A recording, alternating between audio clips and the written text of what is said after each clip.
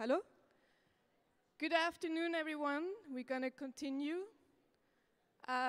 Please take your seat. And I will make a small introduction to UC Parika.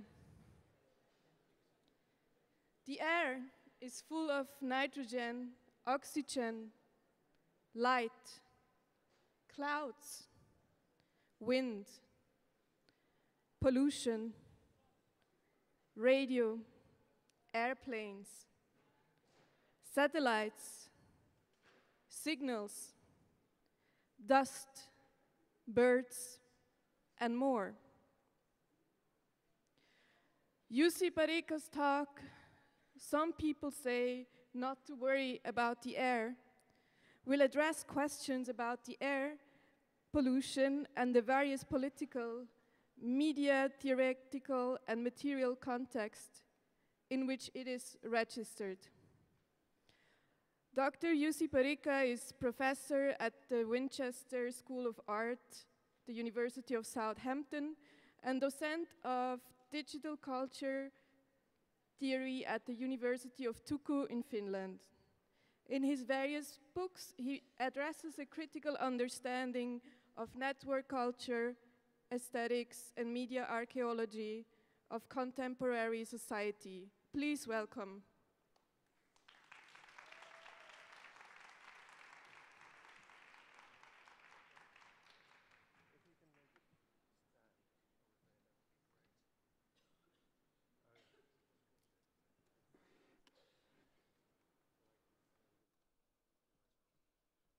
Hello.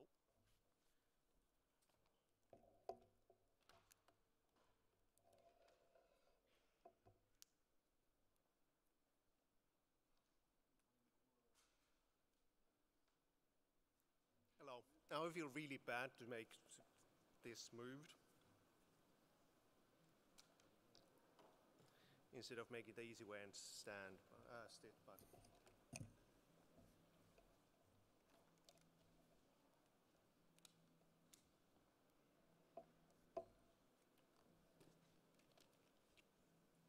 Tu le reçois, Pierrick? Pierrick? Pierrick, tu reçois bien? Allô? Pierrick?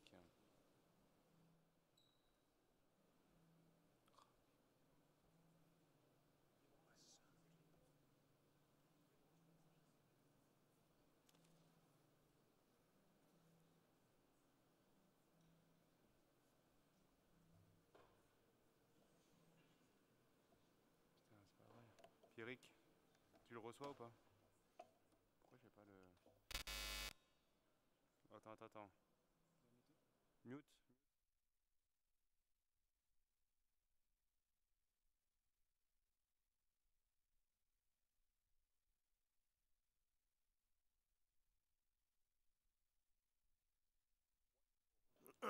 Wonderful. Unfortunately, first of all, thank you for having me. It's such a pleasure to be here. Unfortunately, the best line of my talk was already given, so in the introduction, so the rest of it will be downhill. I wrote something on geology of media, which is probably the reason why you put me in a panel about the Anthropocene or inhabiting the Anthropocene. But I'm going to talk about something lighter, even if not disconnected from geologies of media. The ways in which I think about geologies of media is not only about solids, of tectonic plates and all that, it's about elements. Perhaps pre-Socratic, but not merely so. Some people say not to worry about the air. Some of you might even notice the reference. So, to be on time, I'll start. How does the future look like? No, but really, how does the future, the near future, look like? As if it was an image, as if it was an image that can be perceived and analyzed, approached as an image of time passing and the elements of time passing. Perhaps the question does not even make sense if we operate within a restricted notion of an image, except given the usual response to, well, look at science fiction, look at forms of simulations and scenarios, which have been part of the epistemological weaponry of future mapping, we have various images of the future since the Cold War, at least. Because this was the business of knowing the uncertain future since the Cold War. The various maps and schemes, preparation and scenarios that prepared for the worst to come, and now we know the worst arrived. Operational research was a way to mobilize game theory and different mathematical models to sort out potential reactions for indeed the near future and the apocalypse to come. If it's an image, the near future image comes out as imaginaries. It comes out as imaginaries of polluted landscapes and the various series of aggregated images where pollution or climate change crystallizes into something perceptible. It comes out as images that seem to refer to this. It comes out as the gas mask, the aerial image, the drowned cityscape, the panorama of waste spread across fields of some unnamed global south location. The so-called Anthropocene image, perhaps, is easily one that lends itself to an aesthetics or even anesthetics or aestheticization of the destruction within a moral economy of shock and disgust, which retains distance from any sense of how to operate within this ecology of images. So actually, perhaps we should be asking, what do you do with the near future? What do you do about the near future? It is very hard to avoid a certain apocalyptic mood that pertains to contemporary fiction and other cultural products. This apocalyptic mood applies to certain bits of theory as well. The sense of apocalypse cool pertains to the Anthropocene and its manifestations across the board, especially in some versions of the dark inhumanities, of worlds without humans and other human fantasies, and the level playing field for objects too, all a bit flat. There is no need to rehearse those arguments for the sake of academic introductions, but instead to use the time we have to develop a different strand of thought, because there are alternatives. The other type of non-human discourse is somewhat more historically attuned, recognizing how it was always anyway a rather significant epistemological battle to map the fringes of what counts as human and what not, a question with a broad range of repercussions, from legal issues to indeed human rights, and what is always left out of this history of the human as part of these images as operational social legal landscapes. Thus, as some versions of post-human thought, like that of Rosie Braidotti has been arguing, it is actually through lessons in feminist and post-colonial theory that we should investigate also questions of what else than just the human should be part of the theoretical vocabulary that gives an insight to the material contexts of our ethics, aesthetics, and biopolitics. Indeed, enough questions for one seminar, well, enough questions for one lifetime, pending which species lifetime. The near future image is one of shifting scales, a theme picked up by other colleagues already so many times in so many fruitful ways. For example, Joanna Zielinska starts to build her argument concerning the Anthropocene through a reference to the minimal ethics of Theodor Adorno, but also in relation to feminist theory. How to build such positions that, in her words, I quote, philosophizing as if against all odds, to look for signs of life in the middle of an apocalypse. Indeed, we ask, whose threats? Whose apocalypse was it already, and whose scales are questions relevant to our near future narratives too? Ones that start to become more operational than just aesthetics of something to look at. Besides, the questions are perhaps obvious. Perhaps the obvious questions as to whose narratives and where narratives are located, it is also who's near. What is near in the case where the horizon of near is probably already too near. The current prospect of 3 degrees of planetary warming that would cause massive sea level rise could indeed, as they say, and put it in the headlines, take decades or more than a century. It could or could not, according to the rather still open scientific estimates, but yet, as we pretty much still know, prepare for the worst. The year 2100 is suitably sci-fi year, no? It's often floated as one horizon for one threshold of times to come, but of course, the near future is sometimes really near. The desolated wastelands and polluted rivers as the after effect of industrialization and the resource extraction in vast areas of, broadly speaking, the global south, and in those various disadvantaged areas of global cities worldwide, where, as we know, pollution follows the route of poverty in ways that is not just magical, it is just capitalism. The near future is too near. It's always too near, as for decades megacities have been defined by their toxic breath-in air due to the massive load of air pollution that is not merely the issue of places out there, Beijing, Ankara, Mexico City, etc., but these are the ones that are close to Western homes. By now, the cinematic past image of the smog London is replaced by the amount of PM 2.5 particles, where, according to WHO, 95% of the capital is exceeding guidelines by at least 50%. It is too small to be noticed and to be cinematic. It does spur, however, a range of technological operations through which we see it, from developing real-time satellite-based maps to other measures which form an image of air. From the projections of near-future apocalypse out there, it becomes perhaps rather urgent to investigate the non-human in here, both geographically as well as toxically so close to current concerns that fold a different sense of time than just about the future. This nearness is so close as the planetary transformation as a lived quality that is inhaled as a toxic cloud that itself is one central visual cue for this situation. What image is the one that speaks of toxicity? What image speaks of toxics, of the near now, and does not look like much?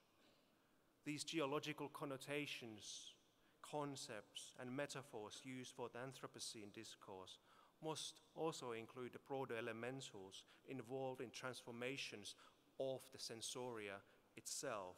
Because it's not only what we see, what we project, what we visualize and see as an image, but that this perception to inhabit the Anthropocene, this perception, the sensing, the experiencing is itself involved in the transformation it speaks about. We are in that toxic cloud.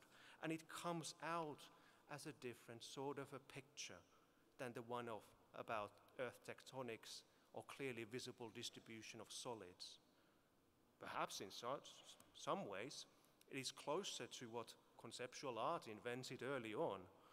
Think of the air conditioning show of 66 and 67 by Terry Atkinson and Michael Baldwin, how it framed the possibility of air itself as an odd aesthetic object, of course, admittedly, in relation to the gallery system, art language, and art writing. And that way shifted the perceptual attention, despite this immediate imperceptibility, to see air. One is tempted to take the air show as a cue for the near future image and the elements too. One that shifts attention, but also in this case, on a very molecular level, starts to transform the body that is observing. But the scale is somewhat different to that of the gallery. Instead, the one that we're dealing with, this air show, is of atmospheric dimensions, like more recent art projects have demonstrated. Amy Balkin's much later Atmosphere, a Guide, does it in contemporary contexts as a poster essay. From the sea level to the exosphere to the air and the atmosphere is full of activity, from geopolitics to satellites, pollution to just big chunks of metal that is the remnant of the Cold War. Or then J.R. Carpenter's creative writing, the Gathering Cloud book, that relates the longer duration of what's up in the sky and how we know about things up in the sky. Sending balloons, drawing images, making up typologies of clouds and more. Air is full of words about air, images, engravings, and other media that try to catch up with the dynamic movement of up there, down here. In other words, there is more in the air and the sky than meets the eye. High up above our heads, the air is full of nitrogen, oxygen, light, clouds, wind, pollution, radio, airplanes, satellites. It is full of signal traffic. It is full of dust and birds and more. Back on the level of eyes, nostrils, and skin, it touches more than the eye. Instead, it is inhaled, enters the body as a haptic environment. It is the haptic environment, what we inhabit, in which one sees. Of course, there would be a longer metaphysical story. There would be metaphysical dimensions to ponder. Think of Louis Irigaray's reminder that philosophers such as Martin Heidegger were all too focused on the earth and they forgot about the air. But also, of course, it is something that lends itself into a pop song. Hence, take Talking Heads and the album Fear of Music as our cue. Some 10 years later, after the air conditioning show, and a few years before Louis Irigaray takes on Heidegger. What is happening to my skin? Where is that protection that I needed? Air can hurt you too. Some people say not to worry about the air. Some people never had experience with air. Fair enough. We might not want to mistake the Talking Heads song Air from the album in 1979 as a note about anthropogenic climate change and air pollution, but it does set the tone in useful ways.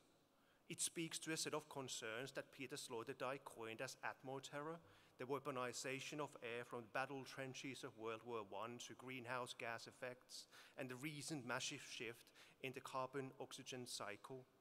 The flip side of Le Corbusier's modernist dream of exact air, of sending exact air into men's lungs at home, at the factory, at the office, at the club, and the auditorium. The flip side is the production of bad air. That the air can hurt you too is one version of what Rob Nixon coined as the slow violence that unfolds not as one massive explosion, not as one visible accident, but it is more akin to a series of events whose effect accumulates in the long run. If it's an image, it is close to the conceptual art legacy, but on a scale that builds up into planetary dimensions, an image of slow suffocation. But it becomes visible. It becomes visible in the transformations. The skin and surface registers the suffocation across multiple scales. The transformation of the sensorium is what characterizes this transformative image as haptic, a weird sort of a chemical moving image, if I may.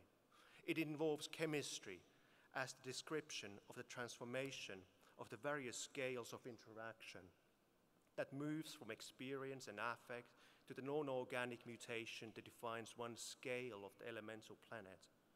The near-future image forms on the cancerous skin as epidermal reaction. It registers on lungs in the case of air pollution. It is inscribed in plankton, animals, and much more widely than just for the human eyes. It is an image that is a chemical reaction. So hence, we can speak of this weird period in art historical terms.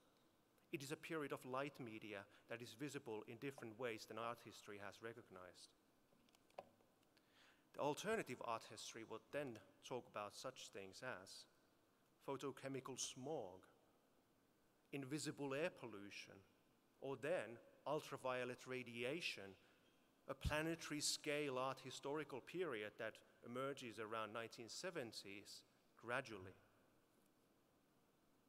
In any case, it's hard to dispute that chemistry is the apt form of knowledge worthy of being included in this imaginary canon of conceptual art of the Anthropocene. And besides a specific field of knowledge, chemistry becomes a vehicle to discuss the near-future image that is constantly and remains unseen and yet so transformative. It is indeed a mix of things. It is a mix of things, of elementals, and the temptation to go all pre-Socratic four elements is pronounced. Earth, fire, air, water as the forces of also contemporary life worlds, while the more recent and the more accurate reference point would be, of course, Mendelev's periodic table from the late 19th century onwards as the start of a one conceptual art period way before its time. It marks its place for that what cannot be seen. So besides this over-enthusiastic art historical revisionism, the periodic table is a place where science, media, and modern modes of production meet. So if we want to stick with the four elements for the sake of philosophical elegance or continuity, let's at least make it something that is suitable to our situation. Hence take Gary Gnosko's suggestion for the new four elements as something else than cliched rehashing of Greek philosophy. This version of the new four is actually already about the multiplied combinatorics, x to the power of 4, and speaks to a whole different bundle of contemporary issues of synthetic worlds, of art and politics, and well, indeed, of waste. As Gnosko explains, the four elements should not be taken as a description of how the world ontologically is, but as a way to understand production, the productive elements, the generative forces that constitute these weird worlds. So the variations of the four elements start to produce odd combinations. We live in a world where air is combustible, waters that are infused with heavy metals, and other variations that are ways to narrate post-natural forces and substances. Well, while to say that the near future is about post-natural is mostly a truism from contemporary theory, it does actually refer to a longer duration of entry of chemistry as part of the modern world, as part of modern modes of production and aesthetics since the 19th century. From mines and mining to Fritz Haber to pesticides, whatnot, but a post-natural management of the so-called nature we have been dealing with since the 19th century. Hence, to continue with Gnosko, the new four elements and their thousands of variations. This as one sort of an attempt. Earth, dust, water, blood, air, lethal fogs, fire, flammables. Wrap around these elements is the planetary phylum, a great Tellurian cable bunch with its own products. Earth, electronics, water, liquidities like water bottled in plastic, which throws forward diagrammatic intensities into explosion of plastic debris. Air, gases, greenhouse, fire, smoldering car tires, slashed rainforests, seasonal wildfires in the great northern forests. The Anthropocene might be a rather bad term, but one should think of it as a passage to these transformations. The elements transformed make us worry about the air, the water, fire, earth, but also the sensorium of humans and others that is involved in this situation. How impossible it is to keep distance from the air, how impossible it is to keep distance from the near future and other temporal projections that are somewhat already now and that are somewhat already here.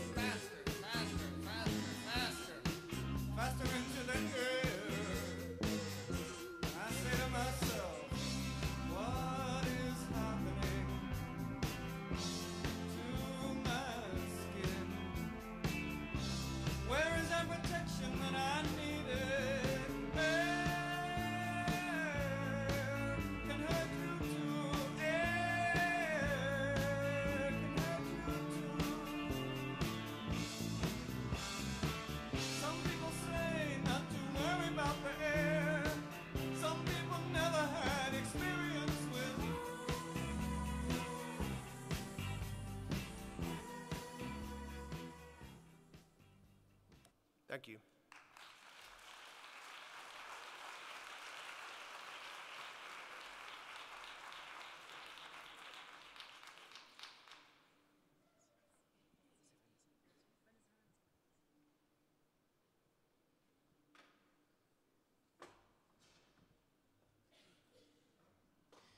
I'm glad to introduce you now Vanessa Lorenzo, a researcher and artist based in Lausanne.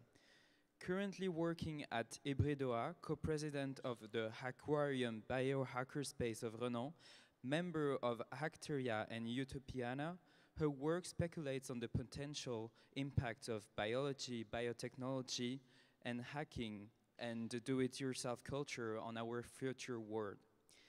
She will introduce us to her final master project, Camera Obscura et les artefacts de l'invisible, that she has already shown at Le Commun here in Geneva and at the Touch Me Art and Science Festival of Zagreb.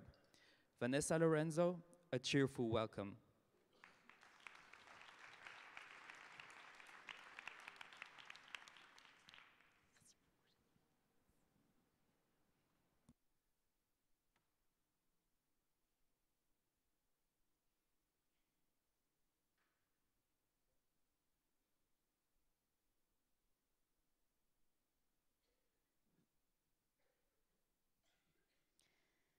Hello, everybody.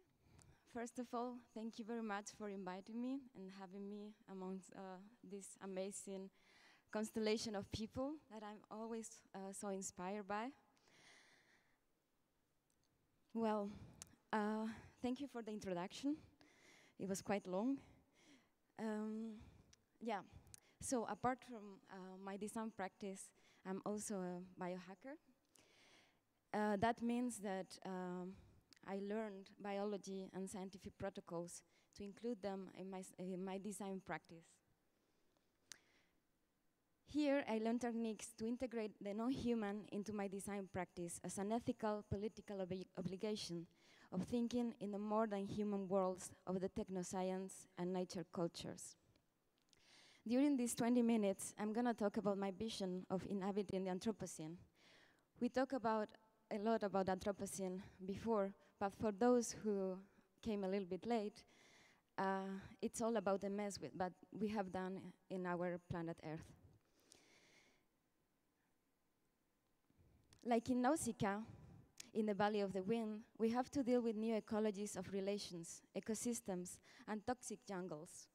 This requires new stuff to inhabit that jungle, new sorts of objects. The first one includes cyber moths. The second one, bacterial superpowers. Both works as an extension of our senses, a sort of collaboration in order to guess what this Anthropocene is all about. Sorry. Most interactions between human and the Earth are mediated through technological objects, often influenced by a dualism that separates nature from culture, human, non-human, thing, nothing. They filter out a wide range of data streamed from events that cut across spheres, the biosphere, lithosphere, semiosphere, technosphere. This partial approach haunts our perception and requires new modes of abstraction. How to think the object then? We need to flatten the hierarchical ontology between humans, animals, machines, and objects by including the other with its otherness into a media system with particular rhythms, codes, policies, and capacities. How to design without human scales, beyond human standards of beauty. When an intervening instrument, aka media, integrates the non-human people, it emphasizes their role to produce knowledge. We realize their agency, as Jane Bennett Environment Matter describes as the thing power.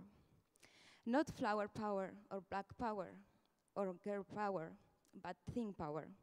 The curious ability of inanimate things to animate, to act, to produce effects, dramatic and subtle.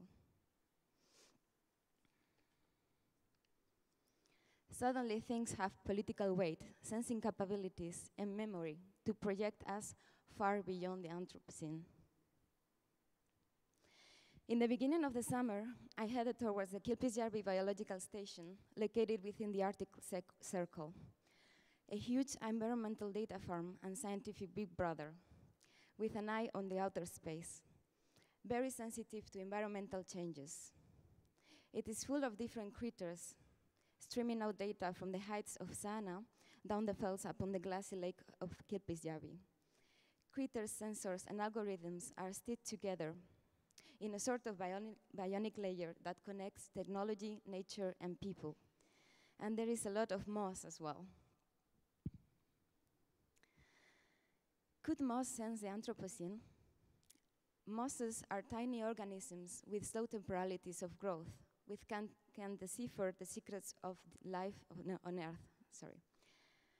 They pioneered the land when glaciers stepped back, preparing the land to be refilled with a rich biodiversity. They act as a nexus between worlds, inhabiting extreme environments, water streams, and skyscrapers, hosting microbial life forms that are proved to resist in the outer space. Because they lack of root system, they are fed by everything carried by the wind, including pollutants. Since the 60s, they have been used as monitors of atmospheric deposition of heavy metals in the Nordic countries. Combined with the Excel satellite, they serve to map their behavior after an ecological threat. Equally, since 2008, they are used to monitor air quality in the facades of European cities. Could moss sound out these changes? When we first touch a moss phone, a moss with a cybernetic add-on, we experience a pleasant feeling of joy. Dipping our fingers into this humid pool of life, we enter part of our existence into an old kingdom of resistance. Our body interacts physically and emotionally with an entity that silently keeps track of this human mess.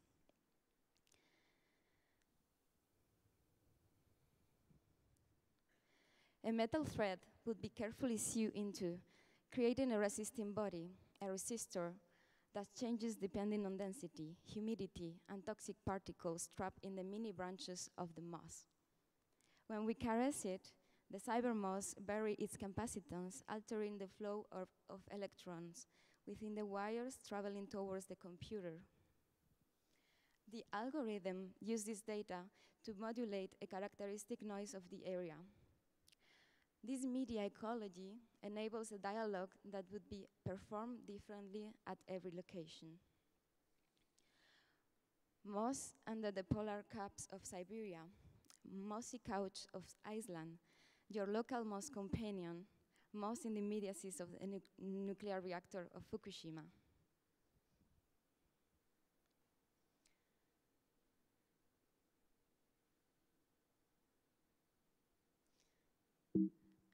There's supposed to be a video here.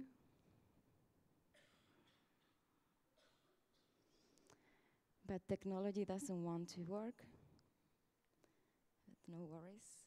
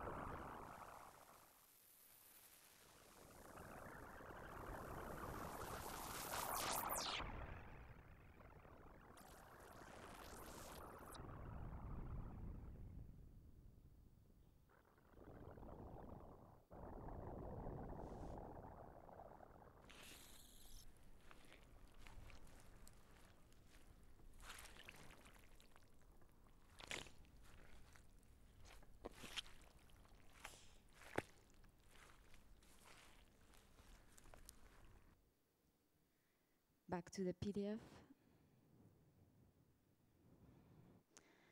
Okay. Environmental changes are often invisible. Some are trapped in complex data in scientific reports that nobody really understands. Some others are communicated below the radar of our cognition. The unseen remains unknown. Therefore, we need tools to unveil it, to map it. As the hilarious Dr. Jacobi from Twin Peaks claims, we cannot see it without a cosmic flashlight, but guess what? I've got one. Camera Oscura and the Artifacts of the Invisible is a DIY biohacked open source tool to make visible the invisible pollution.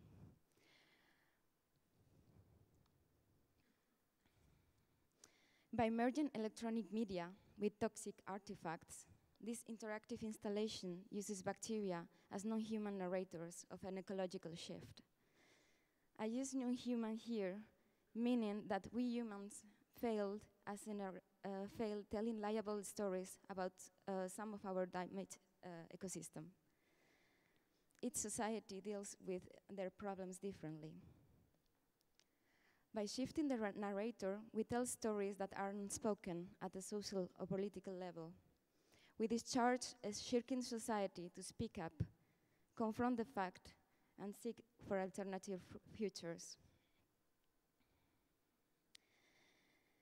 Based at the riverside of Lonza at the end of the 20th century and moved to Visp since the beginning of the 21st century, the now global industrial giant has dumped between 15 and 60 tons of mercury along the Turtic Canal between 1930 and 1966. The polluted sediments were then dispersed in the region. Mercury, as a good escapist, it changes its form quickly. It slips away and melts, so it remains invisible. It is only seen when it makes a glitch in nature, a systemic flaw, or a disease. How to reveal the invisible around us? Biotechnology and biohacking could help here. In collaboration with Biodesign for the Real World and the community of Aquarium, we sampled and analyzed the soil and water in the area. We also learned how our gut bacteria could be given an extrasensorial superpower to detect the invisible. The augmented bacteria, or genetically modified, with a fluorescent protein EGFP that acts as indicator of mercury, a highly neurotoxic and endocrine disruptor for all the people, humans and non-humans. What happens when the super E. coli and the toxic artifact meet? None of both are supposed to be there or meant to cope with each other, so they produce a sort of sublime blink. Like in a camera oscura, a representation of what is happening outside can be seen by the public through a hole. The super coli will turn fluorescent in presence of different amounts of toxic matter, visualizing memories of the village in different periods. Then the camera turns the fluorescence into bits of black drops that travel along the tentacular tubes, injecting a proportional amount of black ink in a jar of fresh water. The more the people come and see what happens inside the camera oscura, the more evident the traces of hidden realities become. Again, there's supposed to be a video here.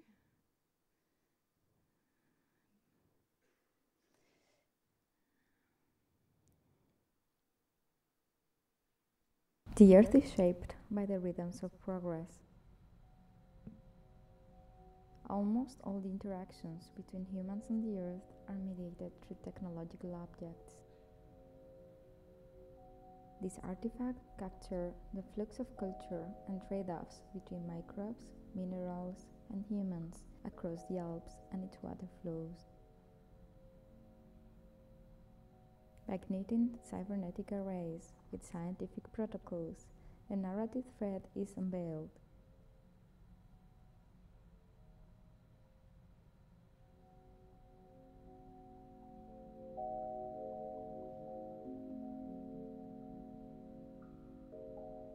5 water samples from 5 different periods are black-boxed within the camera obscura.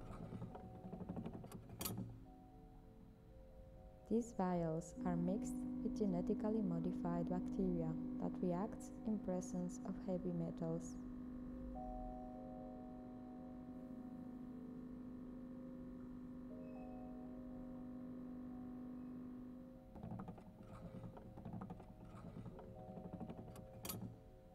The fluorescent feedback turns the evidence of pollution into bits of black drops.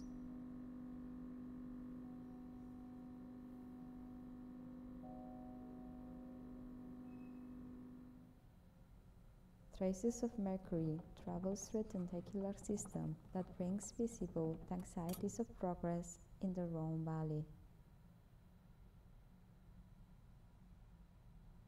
Since the 1930s, an ever-changing mercury, a glitch, and a silent artifact.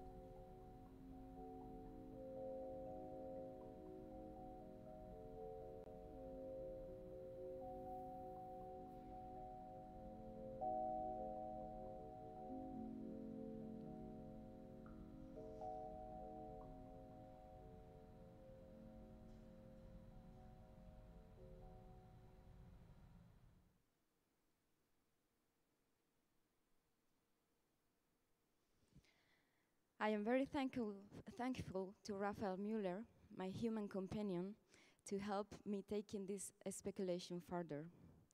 Within the framework of the exhibition La Sémiosphère du Commun, we exposed 2 case studies.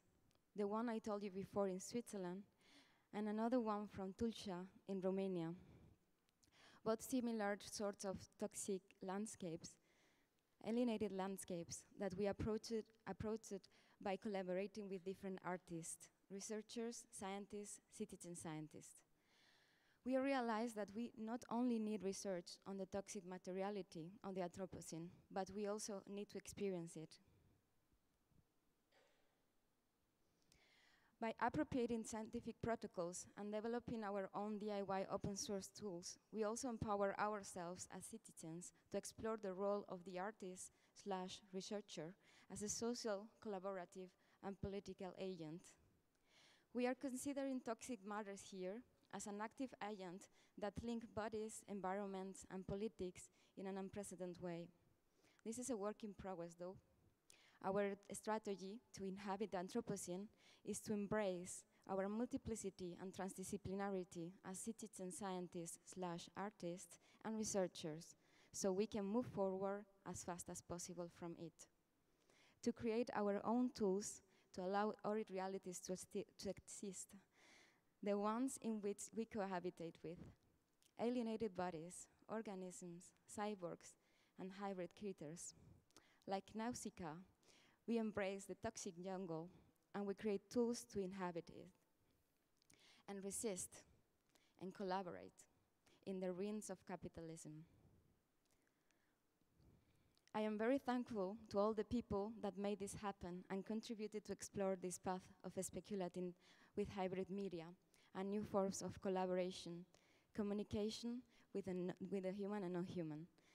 Sachiko and Robin from Biodesign for the Real World, Michael Pereira for lifting the tedious task of data processing, Daniel Sea for sounding it out, Rachel Araroff and the whole community of Aquarium, Mark Bernstein from the Makerspace in Renault, Anna Barsegian from Utopiana, Bacteria community, and also, why not, the E. coli from our gut, the fluorescent protein EGFP, and also, why not, the toxic artifacts and the moss.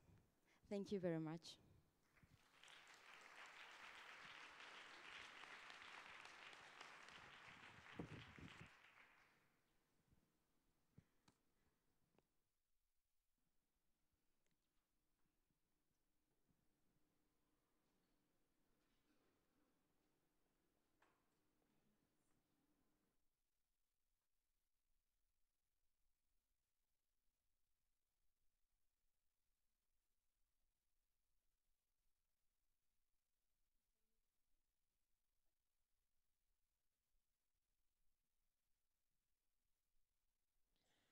So Now we present Kojo Eshun.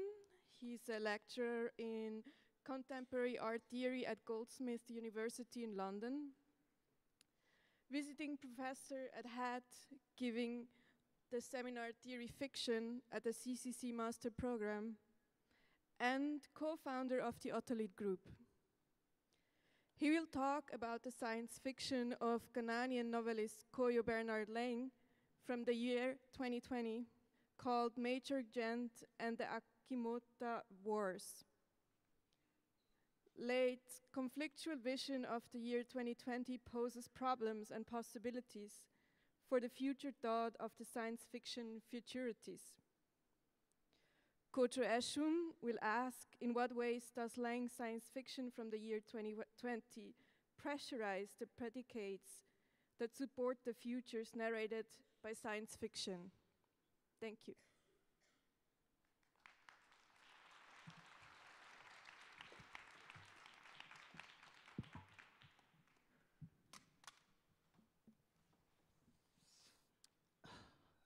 Okay, well, of course, I'd like to thank Jean-Pierre Grève, Delphine Generet, everybody at CCC for inviting me, for making this possible. On my way to this presentation, I was observing everything and, been fascinated by many aspects of today's presentations. And as is my wont, I'm a compulsive note taker. And at a certain point, I thought maybe I should frame today's talk. And to cut a long story short, I ended up writing another presentation, a presentation which kind of sets up the conditions for the presentation I was going to give. So I don't think there's going to be time to give what effectively is now 2 presentations. I think there's going to be time to give 1, especially because of translation issues. Hello to the translator. So, so I'm gonna go through this at a kind of steady pace, so that the translator can follow, and let's see where we get to. So, as I said, I was going to talk about the work of the Ghanaian novelist and poet Bernard Kojo Lang, whose work, especially his 3rd novel, Major Gentle and the Achimota Wars, has, I think, major relevance for this, for the kind of the set of arguments that were opened up by UC and by Vanessa. But as I said, I'm not sure if I'll actually get to that. Okay. So I'll begin. So in the last decade, many artists and many critics have criticized the fact that the prefix of Afro, the prefix of Africanity, the prefix of Africa in the term Afrofuturism takes little or no account of the futures produced in and from and by way of the artistic practices of the continent.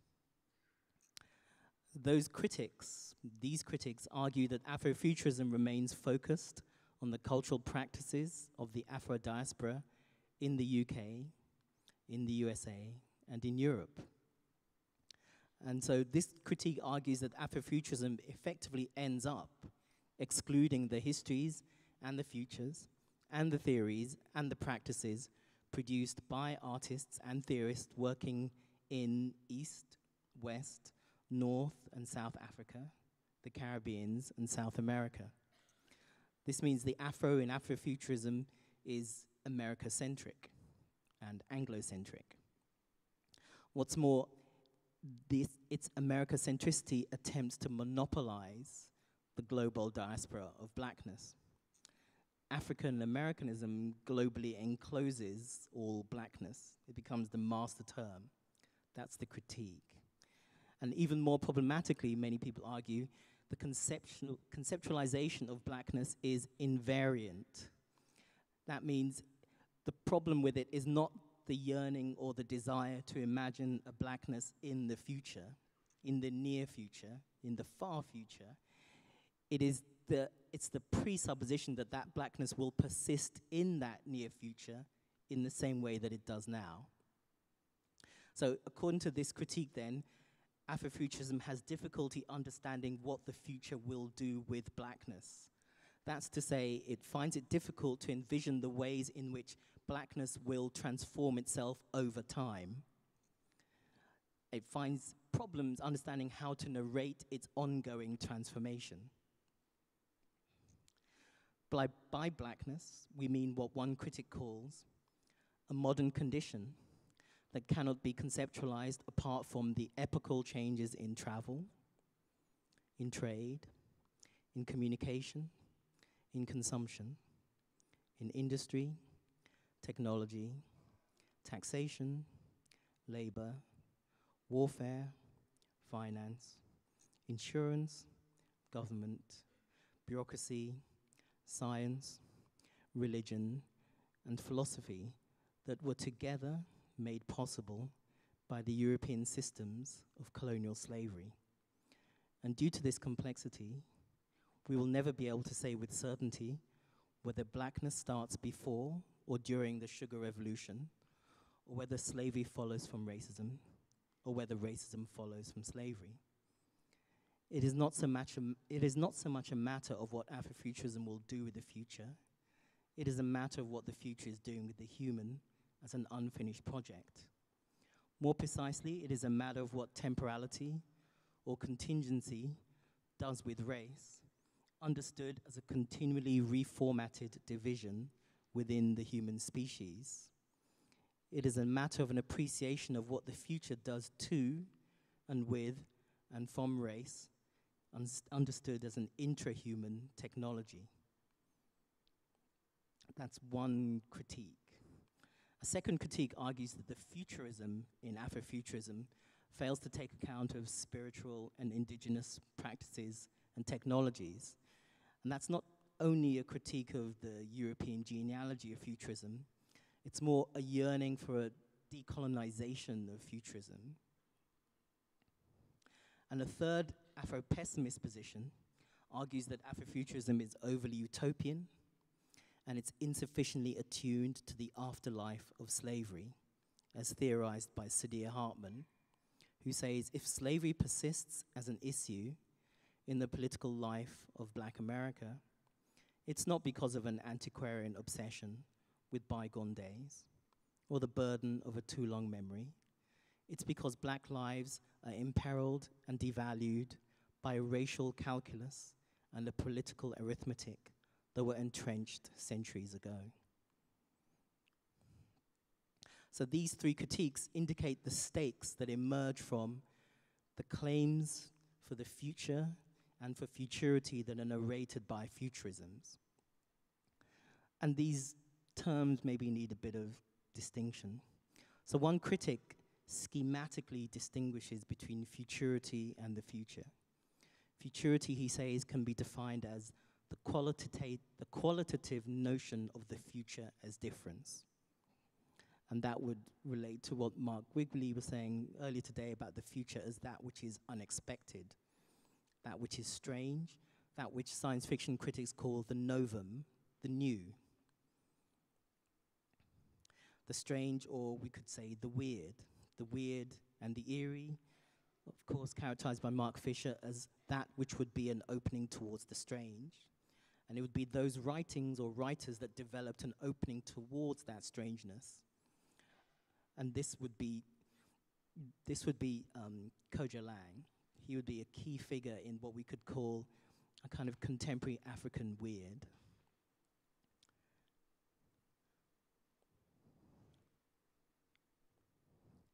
Now, the critical distinction between futurity and the future is overly schematic.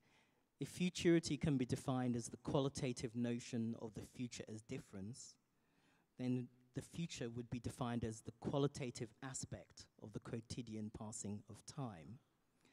Time that is reduced by the conditions of capitalist realism to the merely quantitative notion of the extension or intensification of the conditions of the present. And the futurism would then be the attempt to intervene into capitalist realism's reduction of the qualitative to the quantitative. It would be an attempt to intervene in the future in order to maintain its qualitative aspect, to maintain its futurism, to maintain its futurity. So according to this schema then, the futurity and the future should be reserved for those processes that operate at a spatio-temporal scale that's beyond human experience. Some critics call this the speculative time complex, the speculative constitution of time, which opens up the future rather than the present as the condition for a societal order. So the futurisms then can be understood as an intervention that try to narrate the stakes, the ontological and epistemological stakes of the futures and futurities at the human scale of the phenomenal. Futurism is a downscaling, or better, it's an interscalar vehicle that tries to move between the systemic and the phenomenal. And it has to invent its own vocabulary to do so. It has to invent a certain syntax, a certain grammar, a certain organization of time through tenses. So under pressure from these critiques, there's a tendency to abandon Afrofuturism in order to fashion new terms, terms that can grasp the scale and the scope of the futurisms practiced throughout the West, the East, the North and South of the continent. But much more important than the search for a new name to replace Afrofuturism is to maintain the critique of Afrofuturism that puts pressure upon the presuppositions of futurism, that puts pressure upon the assumptions of what futurity is and the assumptions of what the future is. And what is critical then would be to open up a disenchantment of the valence of futurism, a disenchantment of the value of futurity, a disenchantment of the value of the future. In many fields, many philosophical and artistic and literary fields, this distrust is a given. It's a reflex. Nothing could be more obvious. But in Afrofuturism, the project to insist upon the right to the future, the claim to narrate the future, has an interrupted and discontinuous historical tendency, which can be narrated as part of what people call the Black radical tradition, and which requires affirmation, reaffirmation, as part of a wider project of what some critics call Black speculative thought. And this accounts for why Afrofuturism tends to think of itself and understand itself as a resistant futurism, as a futurism that is in and against older futurisms, a counter-futurism, a futurism against futurism, an insurgent futurism. And this insurgent futurism automatically assumes the value or the virtue of futurism in the face of a racial capitalism that intended Black people to survive on condition of social death. The futurism that affirms the novum of futurity in the face of the project of racial capitalism's attempt to foreclose a Black futurity. And what this makes for is a faith in futurity in the face of the future of anti-Blackness. And that's the hinge at which both the faith in futurity of Afrofuturism meets something like the force and the power of Afro-pessimism, which lives without a faith in futurity. It lives in faithlessness. It inhabits hopelessness as a structural position. It lives without the consolation of futurity in order to pay whatever social costs accrue to being Black, to inhabiting Blackness, to living a Black social life under the shadow of social death. So what I'm suggesting is that the value or the valence of Afrofuturism does not come from the presupposed virtue of being a counter-futurism, but instead from an appreciation of the predatory capacity of techno-capitalist and capitalogenic attempts to not only convert the qualitative into the quantitative, to not only capture and mine futurity, but to mine, like a blockchain, to mine ontogenesis as such. And what is important is that this appreciation of the hostile and inhuman scale of computational futurisms, of the infrastructural platforms that generatively entrench futures in the way that Liam depicted earlier today, none of this entails abandoning the necessity for inventing futurisms just because futurisms are not inherently progressive. On the contrary, it is precisely because futurisms are not inherently progressive that it's precisely because of their potential regressiveness, their potential neo-fascism, their potential collusion, and their potential complicity. This is precisely why certain artists and theorists of color should conduct themselves as futurists. The collusions, the complicities, the regressions, the neo-fascisms of futurism are part of the seriousness of the stakes of the present as future. To conduct yourself as a futurist entails entering into a complicity with extra-human processes that are ongoing at a planetary scale. This is a practice that entails what one critic calls a more complex accommodation between technique and epistemological concerns, between ways of telling and ways of knowing, especially where knowing is less the claim than a nervousness about it. And this extends to newer futurisms, such as Sino-futurism, as practiced by Lawrence Leck and Steve Goodman, such as Gulf futurisms, as practiced by Sophia Almaria and Fatima Al-Qadiri. The theory and practice of new futurisms is a practice of collusion and complicity with the anonymous materials of the planetary. Contemporary futurisms entail an understanding of the way in which neo-reactionary thinkers understand themselves as futurists embarked on what they call a project of highly advanced drastic regression. What is critical is to situate this practice within the wider chronopolitical field, which some people call the speculative time complex, in which futures trading, algorithmic trading, 7-year plans, development proposals, military simulations, securitized preemptions, economic forecasts, all seek to extract, mine, and trade on the future.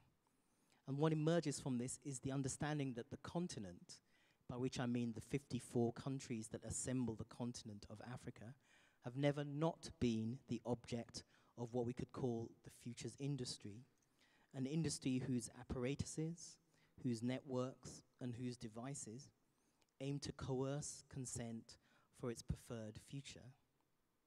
This is a laboratory for the production of predatory futures, hostile futurities, and complicit futurisms. Okay, I'll stop there.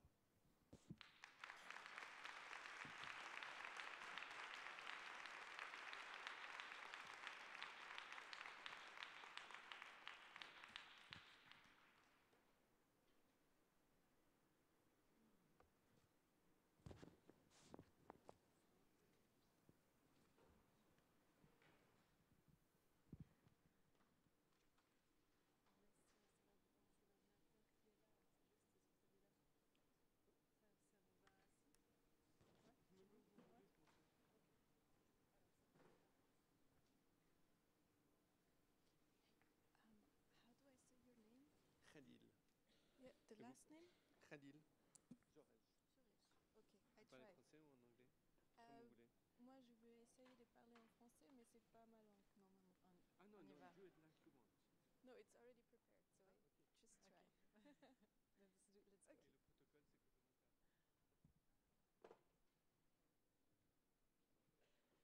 Okay, so the next one I try to present in French. Bear with me. Cinéastes et artistes Joanna Hadi-Thomas et Khalil Georget tissent des liens thématiques, conceptuels et formels entre photographie, installation vidéo, films de fiction ou documentaires. Autodidactes, ils sont devenus cinéastes et plasticiens par nécessité au lendemain des guerres civiles libanaises. Leurs recherches très personnelles, proches de leurs rencontres, les amenaient à explorer la sphère du visible et de l'absence, nourrissant une fascinante va-et-vient entre la vie et la fiction. Kali et Chorchet présentent leur dernier projet, Unconformities, qui, comme leur vidéo Waiting for the Barbarians, montre dans l'exposition du collègue, est inspiré par le poème éponyme de Constantine Cavafy, travaille sur les temporalités et confronte l'idée de la ville avec ses histories complexes d'habitation. Welcome.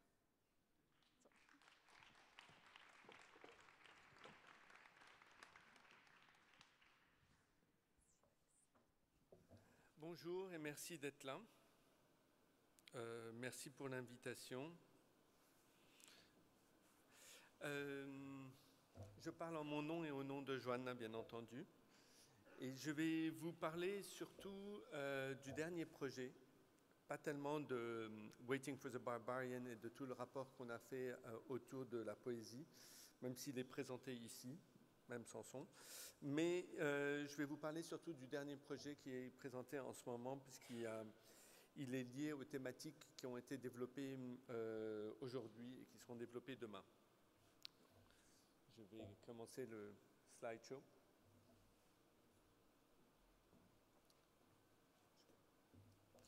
Donc, notre travail est en réaction à des contextes. On a commencé à travailler dans des contextes très spécifiques au lendemain des guerres civiles au Liban et qui ont constitué notre quotidien, c'est-à-dire qu'on a grandi dans une ville en perpétuelle destruction, mais en même temps, étrangement, en perpétuelle reconstruction. La ville a été très très vite...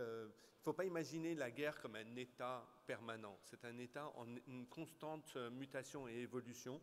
Et donc chaque fois qu'il y a une destruction, il y a une reconstruction. Et ça, c'était très intéressant. Mais très vite, les traces de la guerre... ces traces de la guerre ont été tentées d'être effacées au moment de ce qu'on a voulu appeler la paix, qui était une paix assez étrange, il faut le dire, et qu'on a eu tout d'un coup énormément de projets de reconstruction. D'une certaine façon, Joanna et moi, c'est là ce qui nous a poussé à commencer notre pratique. On a commencé à compulser et à documenter notre réel qui n'arrêtait pas d'évoluer. On s'est intéressé aux transformations de notre environnement, la ville qui se reconstruit, mais aussi, étrangement que ça puisse l'être, aux spéculations immobilières qui remplacent les immeubles par d'autres toujours plus grands, toujours plus hauts. Il faut imaginer la reconstruction comme une forme de régénération avec son cortège d'intensité, mais également ses impasses, ses fantômes. On a beaucoup travaillé sur ces impasses et ces fantômes qui reviennent nous hanter. Joanna et moi, on ne s'est pas tellement intéressés à représenter la guerre ou la violence, mais bien plus à voir ce que la violence fait aux images elles-mêmes, aux récits et aux histoires, à la façon dont on la raconte. On a donc toujours voulu chercher à rendre compte de notre rapport à l'histoire et à échapper à certaines définitions. Dans cette image de Beyrouth, par exemple, qui s'appelle le cercle de confusion, elle est découpée en 3000 fragments collés sur un miroir et les gens sont invités à en prendre un fragment. Et derrière chaque fragment, il y a marqué « Beyrouth n'existe pas », une phrase très lacanienne qui renvoie au fait qu'il s'agit d'une fiction et que ça nous renseigne sur notre propre état. Dans cette volonté d'écrire ou d'être dans l'impossibilité d'écrire cette histoire, on s'est très vite confronté à ces images, à ces cartes postales où on a imaginé une personne, une fiction, Abdallah Farah, qui viendrait reprendre ses propres images pour les rendre conformes à son présent, en les détruisant une par une et en les refotographiant selon les événements qui s'étaient véritablement passés. Pourquoi je vous en parle maintenant, alors que ce n'est pas le sujet à proprement parler, parce que ça montre une façon dont on avait envie d'essayer de s'inscrire dans un présent et d'essayer de réfléchir sur les modalités d'écriture de notre propre histoire. Et au fond, il y a l'idée de rupture. La rupture étant cette brèche qui c'est la seule encore théoricienne qui n'a pas encore été citée aujourd'hui, donc je vais le faire, Hannah Arendt, qui parle de cette rupture, de cette brèche entre un passé et un futur dans la crise de la culture. Et donc c'est justement dans cet endroit, dans cette brèche qu'on essaye de se tenir, dans cet endroit instable. Et c'est prisonnier entre ce passé difficile à assumer et ce futur impossible à imaginer, et encore plus compliqué à imaginer, qu'on a décidé d'essayer de se tenir. Et donc, bien sûr, on a cherché maintenant, dans le dernier projet, à s'intéresser à une autre histoire et à d'autres brèches. On s'est intéressé à l'histoire sous nos sols, sous nos pieds, à ces moments de disjonction et à ces hiatus. C'est-à-dire, c'est ce qu'on appelle en cinéma, et vous verrez que très souvent mes références sont cinématographiques, peut-être parce que j'imagine que l'histoire est comme un film. Ce sont des jump cuts. Le titre de ce projet s'appelle discontinuité, c'est-à-dire en anglais unconformities. C'est un terme en géologie qui renvoie à la rencontre forcée de deux unités temporelles qui, sous l'effet d'une catastrophe, la plupart du temps, qui peut être géologique ou humaine, c'est importe, se retrouvent en collision. Il y a donc une rupture et un glissement de terrain, un recouvrement d'une surface par une autre. On se retrouve devant une rupture. On est en présence d'une rupture. Et parce qu'il y a eu une régénération, on voit cette marque et cette rupture. Donc, ces ruptures temporelles, ces accidents, interrogent les récits possibles et les représentations de cette histoire irrégulière et complexe, qui ne se résume plus à une succession de strates, mais plutôt à des actions. Pour ceux qui sont venus un peu au Liban, il y a des mythologies qui tiennent bon, qui disent que c'est une ville, Beyrouth est une ville qui a été 7 fois détruite et 8 fois reconstruite. Et on a toujours l'impression qu'on va, en creusant, retrouver les strates, la linéarité du récit qui va se mettre. Nous avons travaillé dans ce projet Unconformity à partir d'un ensemble de données dans 3 villes, Beyrouth, Paris et Athènes, qui sont 3 de nos villes, à Joanna et moi, où on va récolter d'abord des informations et on va essayer de réunir l'expertise d'autres personnes pour nous aider à pouvoir représenter ses propres images. Donc vous voyez, ça c'est notre atelier à Athènes, il était très beau, je vous le remontre. D'accord ? On avait collecté à peu près 350 carottes pour 4 lieux. À partir de ça, avec les géologues, historiens, archéologues, on a organisé les informations, c'est-à-dire qu'on a relevé les endroits d'où ces carottages ont été prélevés. Ces carottages nous ont permis de travailler sur les stratigraphies présentes et sur les histoires qu'on avait vues.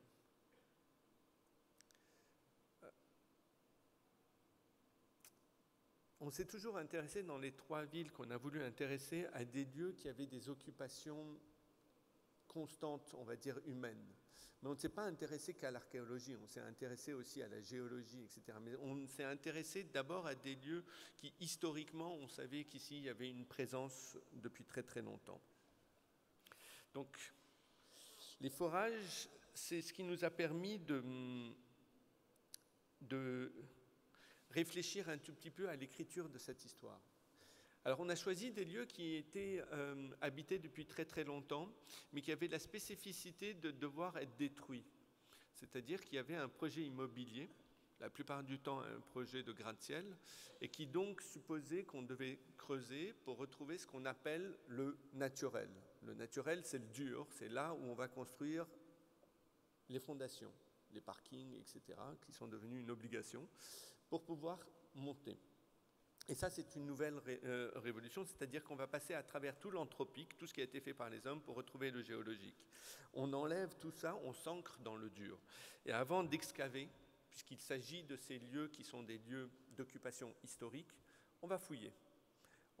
Avant d'excaver, des archéologues vont venir étudier. Et c'est cette archéologie, ce qu'on ne sait pas, c'est que les archéologues, en devant faire leur travail, sont obligés de détruire. Parce qu'ils doivent, comme ils étudient, ils doivent, une fois qu'ils ont trouvé une couche, une étude, ils doivent après l'enlever pour voir s'il n'y en a pas une en dessous, et ainsi de suite, jusqu'à trouver le dur. Donc, ces lieux qui sont destinés à la construction vont... on va construire des immeubles, et c'est parce qu'ils sont voués à disparaître qu'on va pouvoir constituer un certain savoir et une certaine connaissance de cette histoire. Et ça, c'est quelque chose qui nous a beaucoup perturbés par rapport à l'endroit d'où on est parti au début, mais on y reviendra un peu plus tard. Donc dans le processus, on va travailler avec d'autres disciplines, beaucoup d'autres disciplines, pour essayer de constituer ces histoires. On va travailler avec des géologues, des archéologues, des anthropologues, pour travailler de plus en plus sur parce qu'on ne voit rien quand on sort. Tout est plein de boue. Et il faudra pour ça faire ce qu'on appelle des logs. Vous en voyez un là. Et à partir de toutes ces informations qui constituent comme les rushes d'un film, on va commencer à les remonter avec toutes les informations qu'on nous a données. Donc on va aller chercher dans toutes les carottes qu'on a trouvées, par exemple dans l'atelier qu'on avait, on va retrouver les éléments dont il nous parle pour reconstituer les sculptures, puisqu'on les appelle des sculptures, qui vont être présentées. Par la suite, on va devoir travailler avec des laboratoires pour essayer de trouver des matières qui nous permettront de les figer. Ce qui est très intéressant, c'est qu'on a inventé avec un laboratoire qui s'appelle Factum Arte à Madrid, une résine transparente qui ne fait pas de bulles, qui n'est pas censée évoluer. Et étrangement, dans le temps, et puisque c'est encore exposé pendant quelques jours à Beaubourg, parfois une simple goutte crée de nouveaux artefacts. Et la résine qui est censée être inerte continue à vivre. Mais ça, on ne se l'est pas expliqué. Donc ce que je voudrais vous montrer à présent, c'est une vidéo qui fait partie de cet ensemble de travail qui s'appelle Unconformities et qui tourne, puisqu'on a parlé énormément d'actions, nous. Quand on suppose des actions, on suppose aussi, on ne les limite pas simplement à des actions humaines, donc qui pourraient avoir un lien avec l'Anthropocène, mais on peut parler aussi d'actions climatiques, d'actions géologiques, etc. Il y a quelque chose d'un peu important, c'est dans ce travail de collaboration avec plein de disciplines, c'est une façon pour nous de réfléchir à la façon de déplacer notre regard. C'est quelque chose qu'on avait souvent tenté dans nos films, dans nos travaux, c'est d'essayer de voir autrement ce qu'on n'arrive plus à voir, d'essayer de changer de perspective pour essayer à nouveau de le percevoir, pour essayer de sortir de ce rapport zombiesque qu'on peut avoir avec le réel. Et c'est nous donner un corps, parce que c'est pour nous, ça vient de cette nécessité-là. Donc,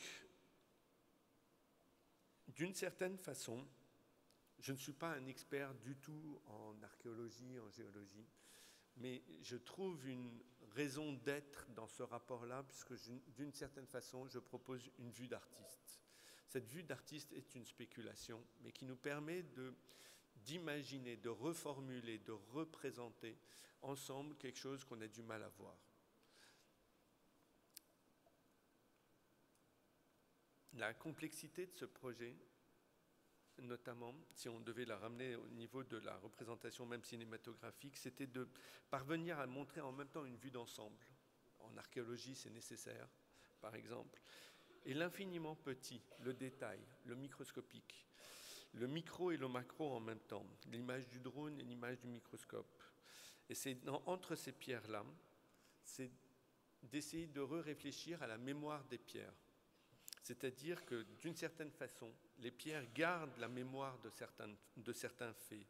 Elles nous interrogent sur la façon dont nous, on a de réagir à certaines menaces, dont une des plus fortes, puisqu'on n'arrête pas d'en parler aujourd'hui, la plus éminente, la plus politique, mais peut-être aussi, c'est celle qui renvoie à Gaïa, mais aussi à l'environnement. De ces pierres racontent aussi le libéralisme effréné, bien sûr. On peut imaginer que ça renvoie à une araignée ou à ce que vous voulez, mais c'est pour nous, ça engendre d'une façon dont nous avons décidé d'y faire face aujourd'hui. C'est-à-dire pour nous, ça nous interroge sur notre présent.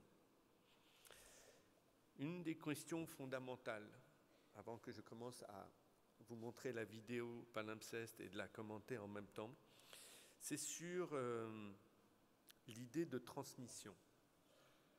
Les archéologues, les géologues, les cinéastes et les plasticiens réfléchissent tous ensemble sur cette notion de transmission. C'est-à-dire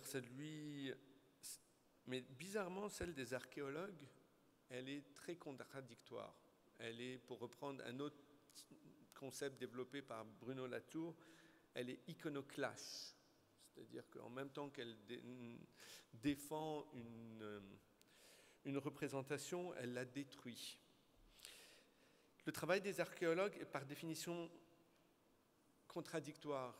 Il doit détruire pour préserver une mémoire. Il doit laisser en même temps des éléments en jachère, parce que sinon sa discipline est sans suite.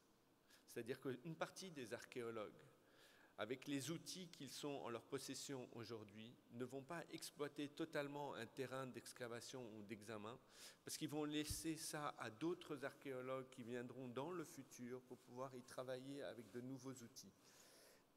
Parce que sinon, c'est une discipline qui n'aurait pas de lendemain. L'archéologue ne doit donc pas épuiser son terrain au risque de se retrouver sans suite. Et là, sans vouloir faire une métaphore avec notre civilisation ou avec ses notions, on voit qu'en exploitant trop, on n'a pas de suite. Ah, ça, ce sont les images de l'exposition présentée en ce moment à Bobo, dans le cadre du prix Marcel Duchamp. Et ça, ce sont les vidéos, la vidéo, là. Au mur, vous voyez ce qu'on appelle les zigzags over time, et suspendus, ce sont les sculptures, les time capsules, qui sont...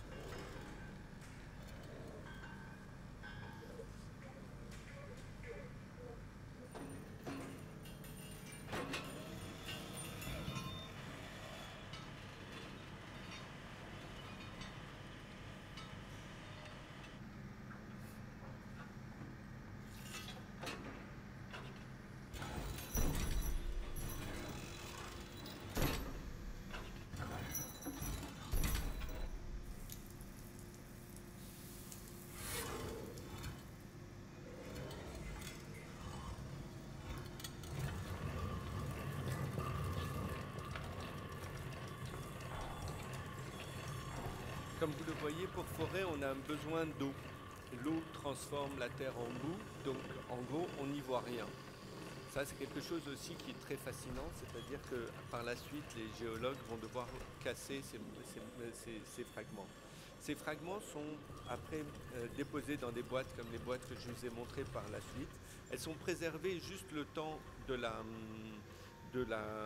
construction et après elles sont jetées.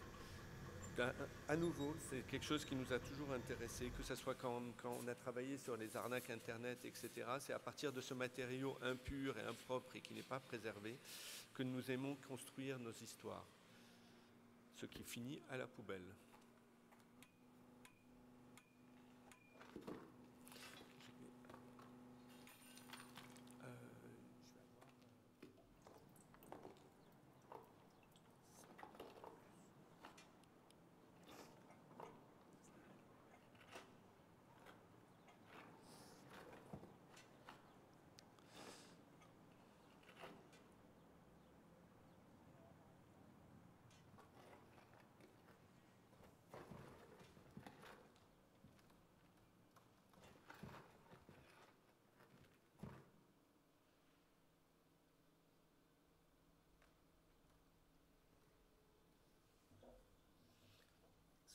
sous la couche de boue qui recouvre le tout, vous retrouvez les litages et les histoires.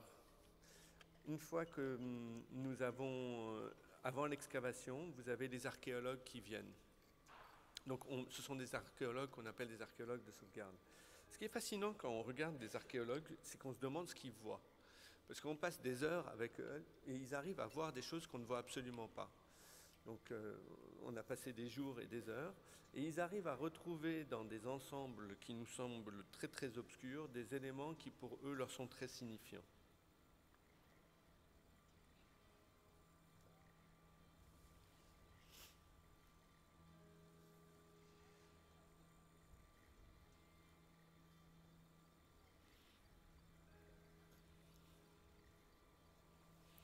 En fait, ce qu'ils cherchent, c'est ce qui a été touché par l'homme, ce qui a été fabriqué par l'homme. Et parfois, ce sont des éléments qui nous sont, comme cela, qui reviennent à des codes propres à eux. Voici par exemple des indicateurs d'occupation où la terre est passée par différents tamis jusqu'à pouvoir constituer des indicateurs de traces d'occupation.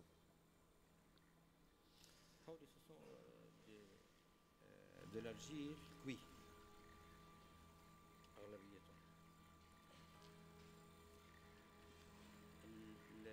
Ça, c'est des graines. Et en fonction qu'elles soient domestiques ou humaines, c'est un changement de civilisation.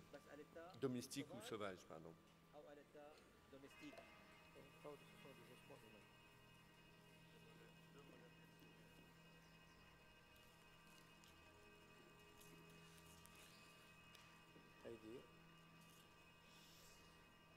Alors au début, on est assez impressionné quand on tombe sur les premiers restes humains. Après, on se remarque dans toutes les villes qui ont évolué ou qu'on creuse, on tombe sur des cimetières. Et comme je vous ai dit, ce sont des lieux qui sont destinés à être détruits. Mais les archéologues travaillent jusqu'à la dernière minute.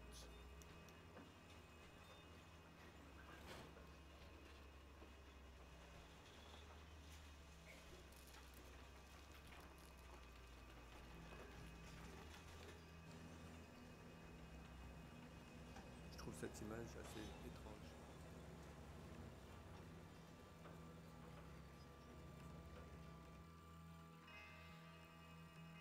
Vous voyez par exemple quand on tombe sur une hypogée, mais on remarque que cette hypogée, toutes les tombes qu'on a filmées ici sont des tombes qui ont été en fait déjà été réutilisées ou sectionnées par d'autres fondations à une autre époque.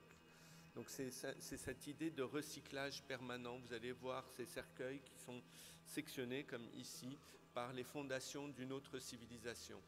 Donc c'est cette idée de palimpseste où on reprend les pierres d'une civilisation pour en construire une autre, cette idée de régénération, et puis cette image de l'hypogée qui est là. Je vais sauter un tout petit peu.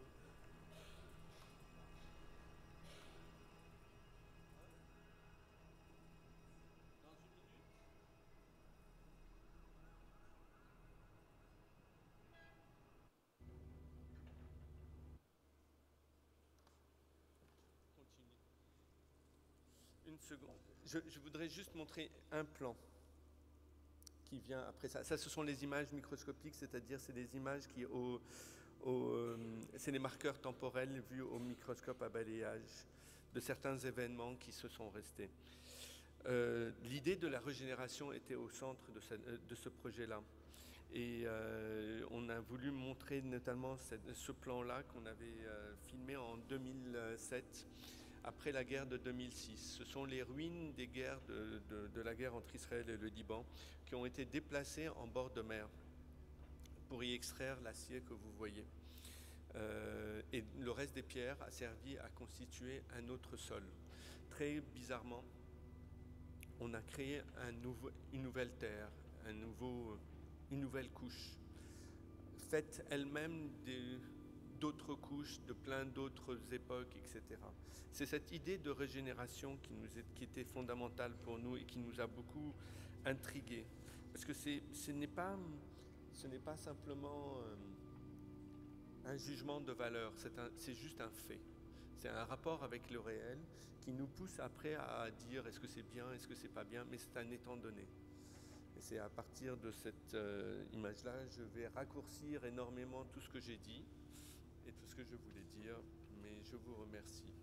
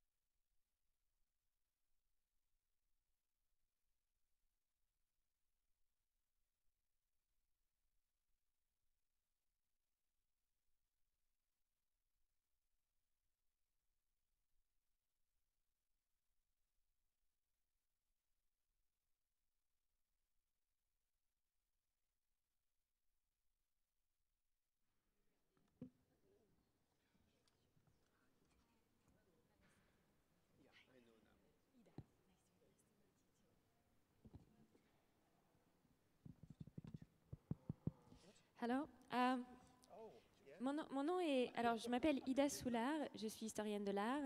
Et je pense que si j'ai été invitée... Alors, je travaille pour l'École des Beaux-Arts de Nantes et je m'occupe d'un programme qui s'appelle Fieldwork Marfaille, qui est un programme conjoint avec la HEAD de Genève. Et je crois que si j'ai été invitée ce soir, c'est parce que j'ai, de 2011 à 2013, co-organisé une série de séminaires et de workshops autour de la notion d'anthropocène et de ses conséquences pour l'art et la pensée.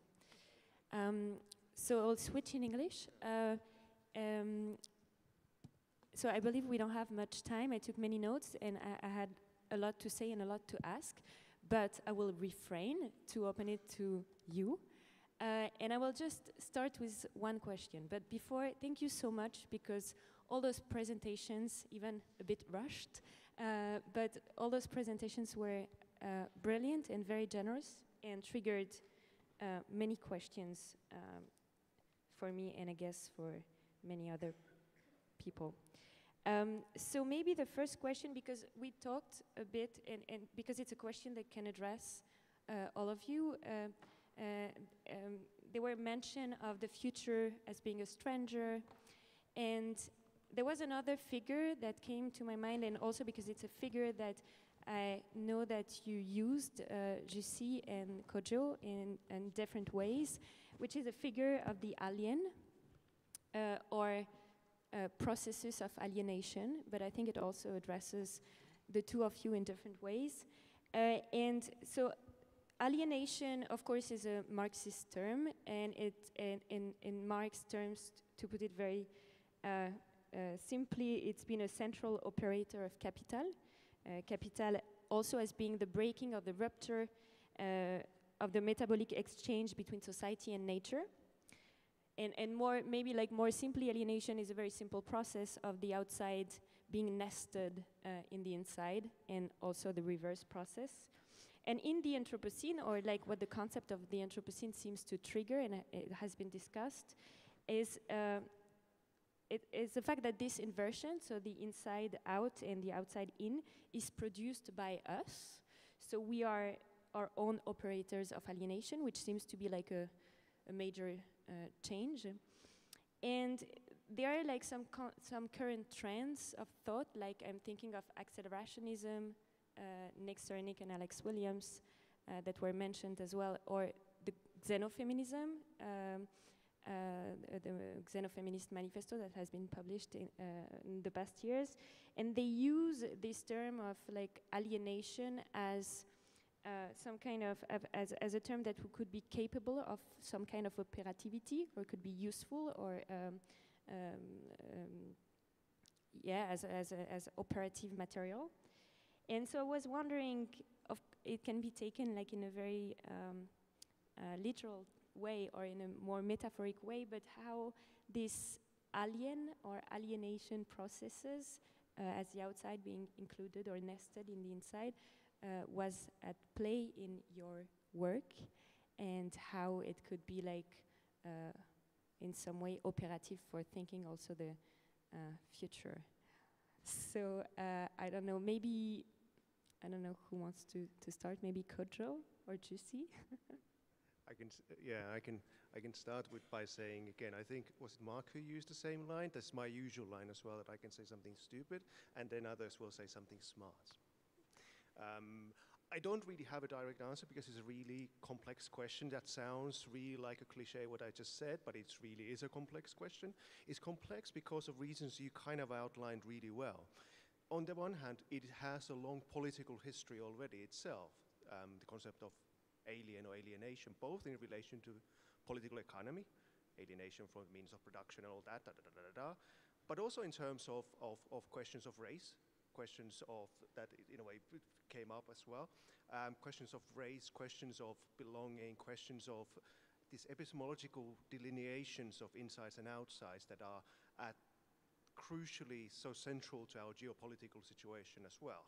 What is there any bigger problem that, I mean, question at the moment that we are, again, kind of tackling with, in these kind of returns of these things that we thought we left behind, having to do with, you know, borders and whatnot.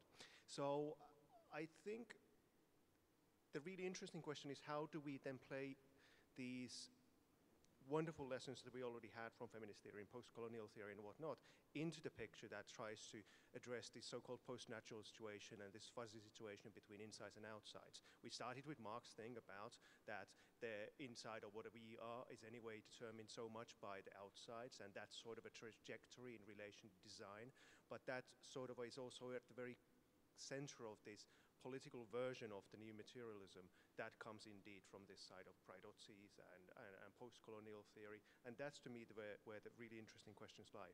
I don't have a clear answer, but it has to do with this intensification of these processes of capture, exploitation, that are both epistemological processes, that they are about knowledge of the body and the insides of the body, and they tap into these sort of neo-colonial forms of value production. Neo-colonial both in relation to planetary space, but neo-colonial also in relation to human space as mappable as part of these processes where the most alien is the stuff that is inside us, but also because we sell it, is the most valuable of us. I don't know if anything valuable from quantified self would come out of me, but that's the logic of it as well. That's a bit fuzzy answer, but still, perhaps it's leading towards something interesting, and now somebody can say something really super smart. Go for it. So much pressure. So in the way that I work, the concept of alien, it takes kind of a positive meaning, because if you look at the dictionary, alien is something that can be out of the earth, can be out of the country, something that it doesn't belong, can be a strange particle that is not supposed to be there. An alienated landscape, for me, is something that is corrupted, it's damaged, but, and maybe that's not the right definition, but it's how I understand it. But I think, as you point out, the xenofeminism, I think they take that as a positive aspect, because I think that when you embrace your alien or the alien in you, you empower yourself. If we embrace the Anthropocene, we can do something about it. Yeah. Thank you. I think the question of alienation is really, it's crucial at so many scales and kind of across so many material aspects of reality. And maybe one way to focus it is to just draw people's attention to that image, which was supposed to be during my presentation. It's by it's a South African artist called Nikhil Singh, and it's one of 3 drawings which he did, which was inspired by this book, the Kojo Lang book, Major Gentle and the Achimota Wars, which is about it's about a kind of what they call the second war of existence. So it's about a total war in which it's not just humans fighting humans, but it's also cockroaches, rivers, mosquitoes, a golden goat, a pig, a monkey. I mean, it just goes on and on. This entire multi-species army of total war fight apartheid South Africa. This is set in '92, and it's set in the future. And so what he's done is draw like kind of images from that book. And it's not as if you can recognize these images from that book, because that book really suggests an animation. But these images, I think, convey a certain kind of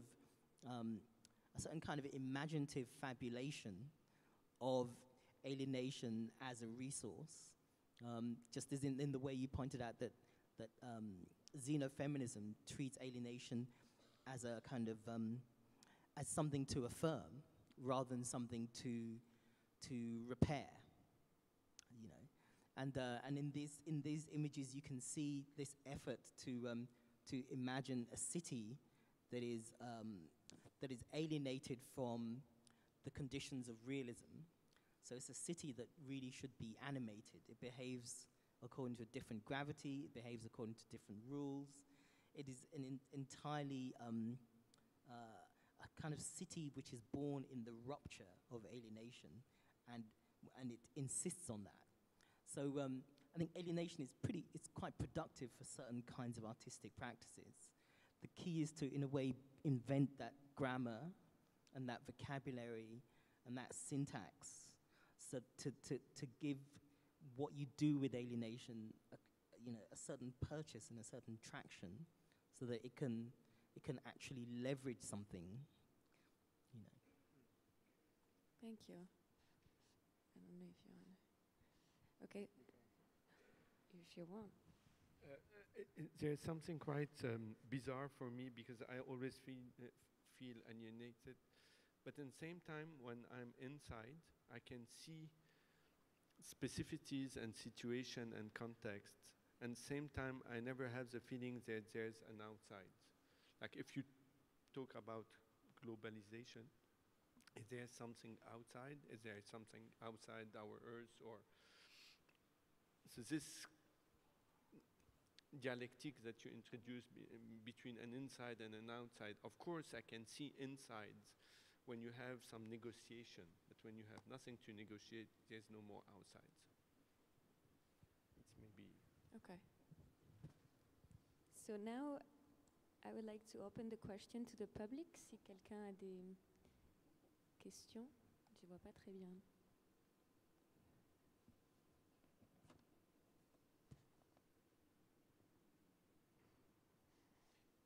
Il y a une question là-bas.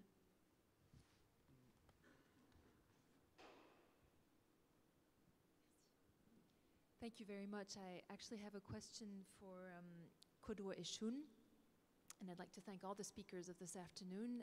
It's perhaps just an understanding question, a question of understanding. What exactly do you mean by there's certain artists and theorists of color that should conduct themselves as futurists. Would you care to elaborate a little bit on that? Yeah. Thank you. Of course, yeah. I mean, if you, over the last, let's say, 5 years, on visits to Johannesburg, to Lagos, to Accra, to Dakar, to Cairo, people will regularly engage me about Afrofuturism. They will talk about it, and they'll start off being enamored of it. But then, after a few minutes, they'll start to list a whole series of concerns they have. It doesn't address this, it doesn't work on that, it doesn't touch on this, it's insufficient. So this kind of brief outline I gave came out of, after the 6th or 7th talk in the 6th or 7th city, I thought, okay, there's a pattern here. There's people who take up a term and they have a discontent with it. So they want to work on, they want to invent a futurism that speaks to their own forms of alienation. The only one to hand is Afrofuturism, but it's an ill-fitting one. So they're in a kind of argument with it. They needed to do something, and it doesn't do it. So the question then is to either break away and form a new one, or to rejig it, just to kind of wrestle with it a bit. But the part of that impulse, to me, part of what it presupposes is something like what I said, which is a kind of the inherently progressive nature of a futurism, because it's a futurism that adopts Afrofuturism as a kind of progressive counter-futurism to the European tradition. So it's a futurism that is either in escape from that or in contestation to it, and that's one of the reasons they like it. So it's not Afrofuturism as such. It's the positive valence of futurism. That's what they like, and so then you effectively get what you then get is something like the search for a good futurist object. So what usually then happens is there's a search for a kind of ancestral futurist figure. So people then go searching for, I don't know, the Egyptian surrealists, or people then go searching for futurist figures from Cairo or from Johannesburg, and they can find them. They are always there. But my point is that another thing needs to happen, which is the questioning of Afrofuturism in a way gets blocked by the appreciation of futurism, whereas the questioning of Afrofuturism needs to press on to the questioning of futurism, which won't take you back to the Italians. It confronts you with the fact that futurisms are predatory as much as they are progressive. But this doesn't mean you then abandon all futurism and then go back to something else. No, that's why you stay in it, because you understand that many neo-reactionary forces are working on futurisms all the time. So that analysis, that understanding of futurism as a chronopolitical field that is crowded, both as something you adopt and as something that is happening, something that is being done to you. It's complex because there's two scales. There's futurity which is happening as the novum. There's the futures, there's time which is doing something to you. The future is doing something to you nonetheless. And then there's the futurisms that you try to grasp to negotiate between those things. But in other words, you have to grasp it not as a virtuous practice, but as a complicit practice. And that's the political valence of futurism. And often people get blocked from that insight, which I think is quite important to maintain something like the heretical dimension rather than the self-congratulatory branding of oneself as a futurist, which can also happen. So it's part of a complex debate which is going on in many cities, but it's not really joined up yet. And in a way, what I tried to do is I didn't want to name specific names because that needs more time. So I kind of left them denominated. But if you want to, you can you can come up and talk to me. I can tell you all the names and who said what in what way. But this is what I'm referring to. Do we have any more questions?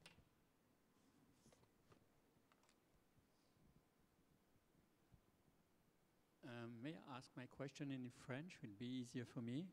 Yeah, thank you. La question, cette réflexion m'a été suggérée par le propos de Khalil Jorej, qui à un moment donné, donc montrant les images de destruction et de reconstruction permanente de Beyrouth, a eu, je crois, cette belle phrase, si j'ai bien entendu. Il parlait de ce que la violence fait aux images elles-mêmes. Donc pas seulement les images de la violence, mais ce que la violence fait aux images elles-mêmes.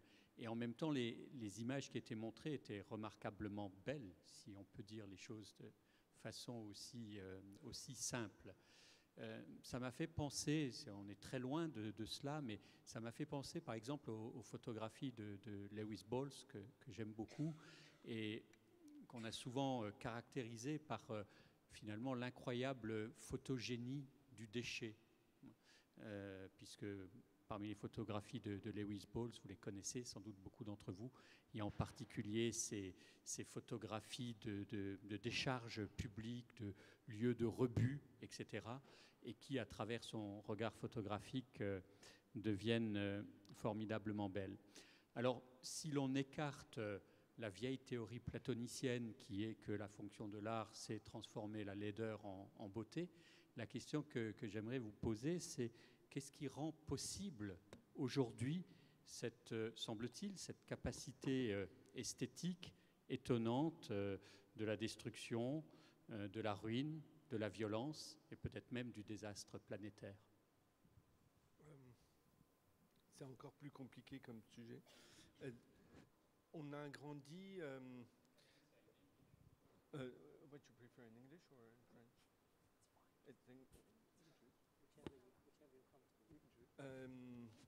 On a toujours essayé. On a grandi en réaction à certaines images et notamment à leur esthétisation, à l'esthétisation de la violence. On s'est souvenu tout d'un coup de Benjamin et du rapport aux politiques. On s'est souvenu du rapport critique qu'on pouvait en voir envers ces images. Aujourd'hui, il y a, non seulement il y a le rapport aux politiques, mais il y a aussi le rapport à l'affect. L'affect devenant tout aussi problématique que l'esthétisation. Et donc notre rôle est d'essayer de rendre compte de la complexité de ce monde pour reprendre quelque chose de toutes ces couches temporelles qui viennent s'entremêler et se donner à voir ensemble. Alors j'aime bien que mes images puissent avoir une certaine puissance, mais ce n'est pas ce que je recherche. Alors il y a certaines formes de représentation qui sont affectées par le réel, par les contextes, la narration, les formes de causalité, les formes de récit, ils sont troués. Et c'est parce qu'elles sont trouées qu'on y reconnaît la puissance de la catastrophe. C'est-à-dire que je ne crois pas au fait qu'on peut nous-mêmes décider qu'il s'agit d'une catastrophe ou d'une rupture.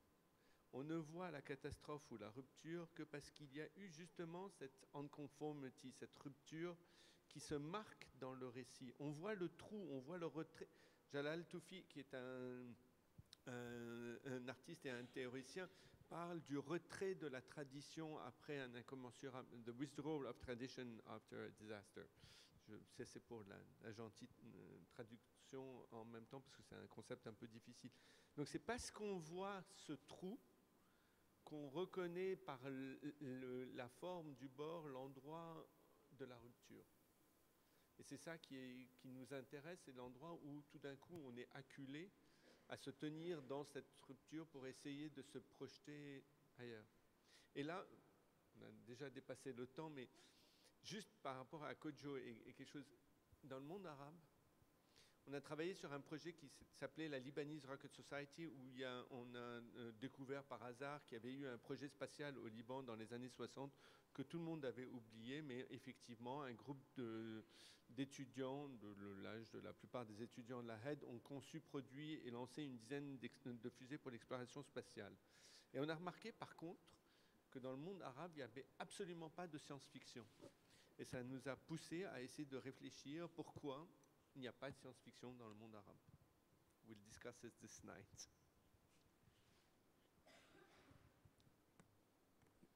C'est lié pour moi à la perturbation. J'ai l'impression qu'il y a une autre question, mais il faut que je sache si on a le droit de continuer. Oui. Merci beaucoup for really a great panel and really great contributions. I mean, asking so many futuristic questions and horizons. I would like to connect to Josie's talk, which I appreciated very much, regarding the proposal for a new understanding also of the image. Because, I mean, you talked about that the phantom image, the operational image, the image that cannot represent anymore in the traditional sense, and you're referring to the necessity to think of a planetary dimension of art history, which I found quite compelling. I mean, to also propose as something that is not the universalistic claim, but nevertheless proposes something to articulate and relate to global processes. I'm not quite sure whether I have really this kind of precise question, but how would you situate there the issue of visual narration in terms of the limits of representation in this operational image? Or maybe to ask differently, where would you situate there the concept of abstraction? Not necessarily in form of a kind of a diagram, as you've indicated that with the table of Periodensystem der Elemente, which is Carl André made the piece in 1968, that, I mean, he takes up the Periodensystem der Elemente. I just really wonder, how would you understand this abstraction, the horizon of abstraction with regard to the operational image? Maybe you just could refer to, I mean, abstraction that does narrate not in a representational way or documentary way, but proposes something else for our understanding of the image in the 21st century. Thank you. Maybe this also corresponds with other talks on the panel and this idea of futurity in difference, maybe also to future, to simple concept of future. Thank you very much. Yeah, that's super. That's great. It's a wonderful question because it also points to what was asked about the image just now and how do we escape the kind of the temptation of aestheticization of the destruction, whether it's waste or war, or the two things that go so well together, and how do we come up with strategies about the image that actually speak to what I'm interested, for instance, is its epistemological value, the aesthetic image that tells also something that is not merely the classical aesthetic appreciation, but it starts telling other things. That's sort of a narration and story as well, that it becomes itself data of sorts, and it becomes data only if it's operational in a context.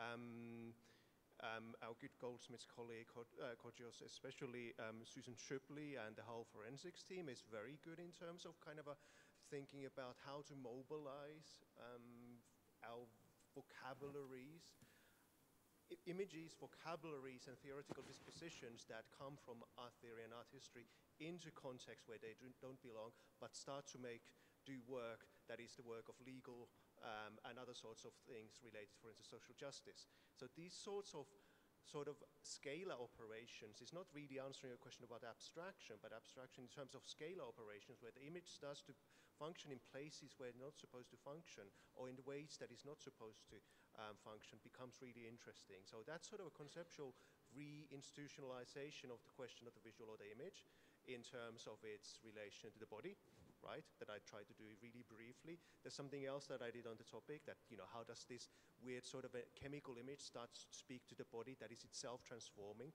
because of the toxicity? And then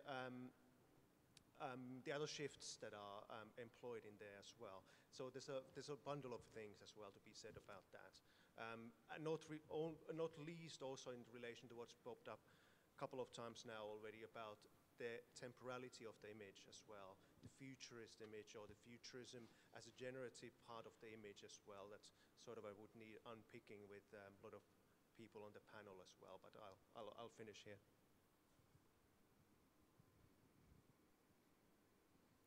So I think we should stop now. I'm sorry, but we can continue the conversation after. Merci beaucoup. Merci encore, Jessie, Kodjo, Vanessa et Khalil. Yeah, thanks to all of you for your presentations, your talks. It was a fantastic panel. Thank you, Ida, too. And finally, thanks to the audience. We began at 9 this morning. We're now at 7 p.m. So it was a long day. I wouldn't say a hard day, but I hope so. But at least a very long and heavy day. So thank you for being with us all this time. I just would like to give you two more informations. The first one can help me maybe, Delphine, because we now have an event, a musical event, and we have an exhibition opening. So you are, all of you, of course, invited to these both moments, situations. Can you say a little bit more? And thank you for everything. So, thank you. So just now, don't leave. There is a live by J.G. Bieberkopf that will take place for about 50 minutes here. And it will be a very visual and atmospheric live, so you're welcome to stay. And you're welcome to come afterwards to the art space Live in Your Head. At what time? It's already on now, and it's until 9 p.m.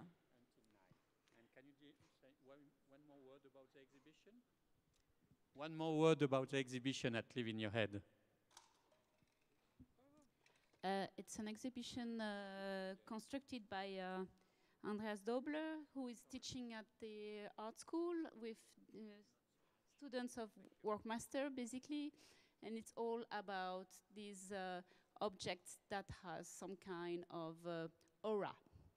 So, and there are very different kind of objects. So it's a very beautiful show also. It's very auratic. And for our guests,